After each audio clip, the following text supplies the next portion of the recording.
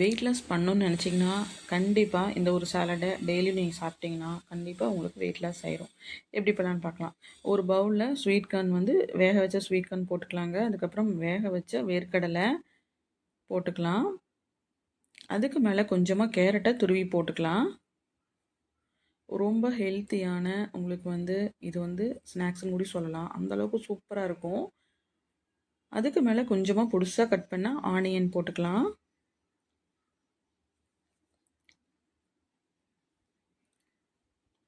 அதுக்கப்புறம் பார்த்தீங்கன்னா குக்கும்பர் வெள்ளரிக்காவை நம்ம வந்து பொடிசாக கட் பண்ணி அதையும் போட்டுக்கலாம்.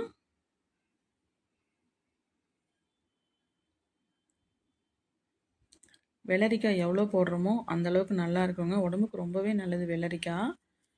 அதுக்கப்புறம் பார்த்தீங்கன்னா கொஞ்சமாக கொத்தமல்லி இலை போட்டுக்கலாம். அதுக்கப்புறமா கொஞ்சமாக பார்த்தீங்கன்னா சால்ட்டு போட்டுக்கலாம். சாட் பவுடர் கொஞ்சமாக போட்டுக்கலாம். சாட் மசாலா கொஞ்சமாக போட்டுக்கலாம். இது எல்லாத்தையும் போட்டுட்டு இது நல்லா மிக்ஸ் பண்ணிவிட்டு கொஞ்சமாக 1/4 டீஸ்பூனுக்கு பெப்பர் பவுடர் போட்டுக்கலாம்.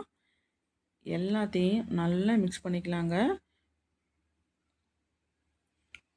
இதே மாதிரி செஞ்சு சாப்பிட்டிங்கன்னா சாலடு ரொம்பவே சூப்பராக இருக்கும்.